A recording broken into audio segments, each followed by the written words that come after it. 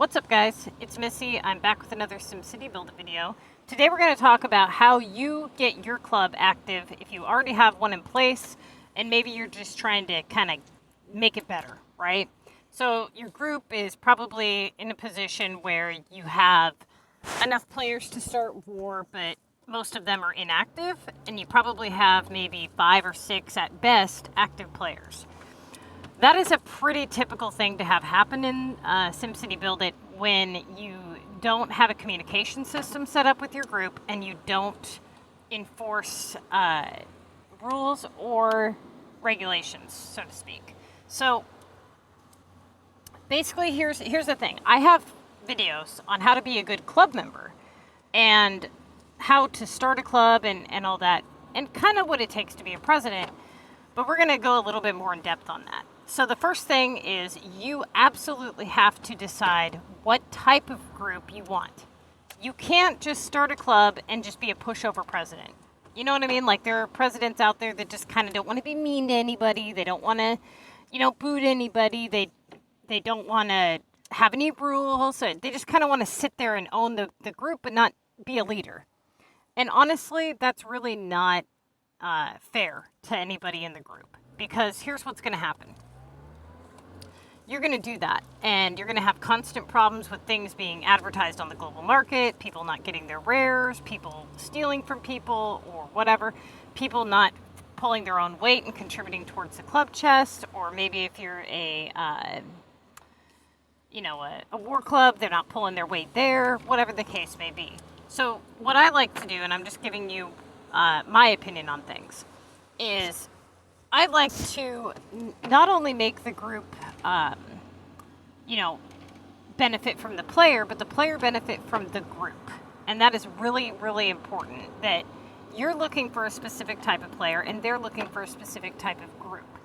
You don't want people in a war group that really don't care to play war, but they're there just because, it's active or something.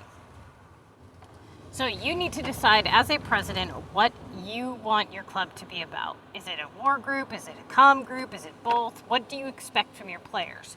What level activity do you expect? How many points do you expect that they earn on a minimum? Whatever the case may be, you need to put it out there ahead of time as they join. And I don't know how you're recruiting your players. Maybe it's from Reddit, Facebook, Discord, whatever. But however you're recruiting your players, you need to let them know immediately what your club is about and what is to be expected of them as a player, so they can decide if the group is right for them. Okay, now once they make the choice to become a member of your group, you need to have some kind of rules in place, all right? You have to. You really do. You can try it without any rules, but what's going to happen is people are going to end up leaving. They're going to be miserably fighting with each other, with things happening like trades being taken, or one person might be just super annoying, or whatever the case may be. So put out some kind of rules. Now we have really strict rules, but they're pretty straightforward. They're, when it comes to trading, like, we make it to where you have to say the amount when asking for items, because nobody wants to sit there and constantly guess what someone needs or ask how many, just say the amount. We make people, they are not allowed to sell VU, dozer, or storage in their depots at any time unless somebody is at their depot and collecting. They have to say that they're at their depot. Even if the club is in war, even if they're not on global, whatever the case may be, they have to have somebody there claiming them, okay? That's just our rules. Now, we also make it to where all depots are up for grabs at any time, but to be respectful if you see decent items in the depot and not just wipe it out. It's to make up for that person's absence and help out other players in the group. We also have a community depot ran by me, where I post everything for free, and that is to kind of alleviate some of the costs during the contest of mayors or epics, but it is not to be sold for resale, and it's not to be wiped out by one member. That's just kind of how I do things. Now, how you do things, totally up to you, but one thing that you need to know is you need to decide how you're going to have the authority and the communication done in your group, okay? So, for example, you can't see when someone is on and actively playing on the game, right? So oftentimes what'll happen when someone gets called out on, you know, being a nuisance or breaking a rule or whatever, oftentimes they just go mute. They're on the game, but they're just flat ass ignoring you. And they think that if they just don't talk, that you'll just forget about it and move on. I don't do that. I just get pissed and boot them. Now, we use Facebook as our communication. So, for example, you have to have a Facebook and you have to be a part of our Facebook group chat in order to be a member of our group. If you don't have that, then you don't get to be a member. Now, some people may use Discord, some people may use Facebook, whatever. But if people aren't showing the initiative to be part of the team, then they gotta go. You know what I'm saying? So, one of the things that I used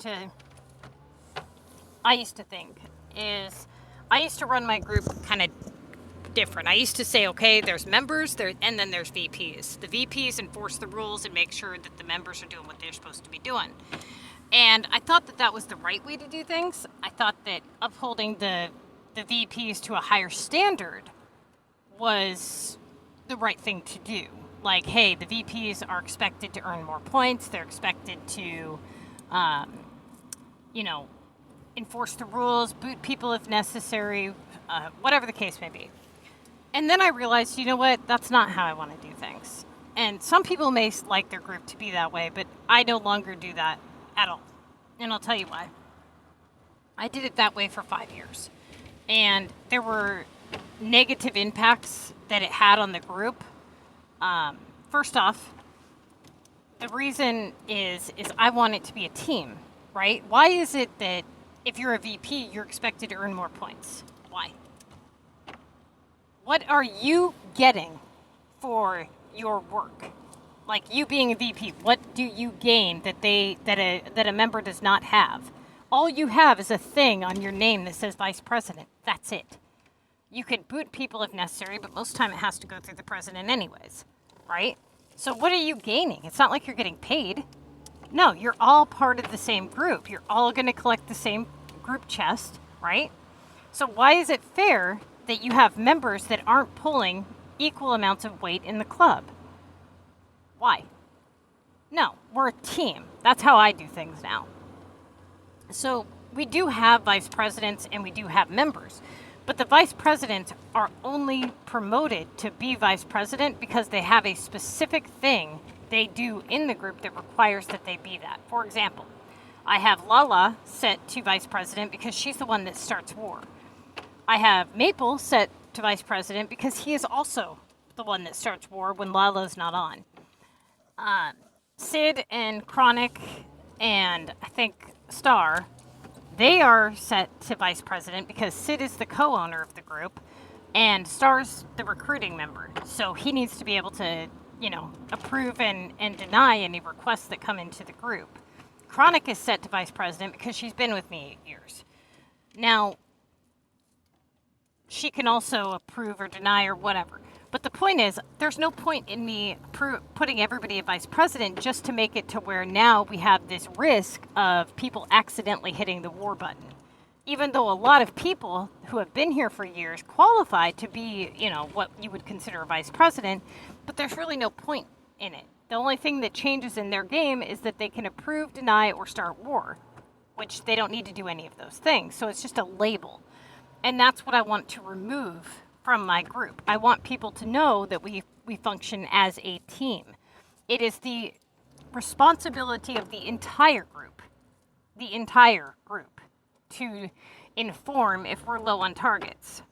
It is the responsibility of the entire group to enforce whatever rules get broken. So if somebody comes in after watching our group rules video, and the first thing they do is break a rule, it gets screenshotted by whoever's online, and it gets sent to me on Facebook. And then I track their rule breaking, and I go to them and I say, look, you just watched the group rules video. We're monitoring how well you're going to do in here, so if you need to watch it again, then do so. But you can't keep breaking rules. If rules continue to get broken, then they get booted out, and we replace that person with somebody who can better follow rules or is more active. For example, we recently had somebody join into the group. He had only been here a very short period of time, and then he just disappeared for like 4 days. Dude, you can't just disappear for 4 days and not say a word, especially when you just joined the group. We're not your typical group. We're, I run a YouTube channel. We're a very active group. We want people who are very active and very productive. Constantly, working on something, bettering your city, bettering yourself, not taking advantage of your players, not stealing from people, not just going inactive for a week, not contributing towards the club chest, only talking when you need something. Those are not the types of members that you need in your group. You need people who are going to keep their depot filled to help members, who are going to fill requests, who are going to contribute towards the club chest, and who are going to play productively so that they can better help your club. Don't allow people in there who are constantly broke, constantly begging for free coins, always asking for an obscene amount of items, constantly asking for free rares. We don't allow people to do that either. They're 1-for-1 trade. Always asking for discounts on items. Those types of players, they suck from the group, okay? They just take, and they never give. The better that you do in your game, the better of a player you can be, like a group member you can be. The more storage you have unlocked, the more requests you can fill. The more coins you have, the better off you do, the less you need from the group. You see where I'm going with this? So we want you to be very successful. We want things to be fair for you. We want you to say, look, you have 20 storage pieces that you want to trade for land pieces. Great. That's fantastic. You're going to get a fair trade. You're not just going to give them away to somebody just because you want to help them out, kind of thing. You know what I mean? We want you to be successful while you're in the group. And by your being successful, you're able to help other people be successful.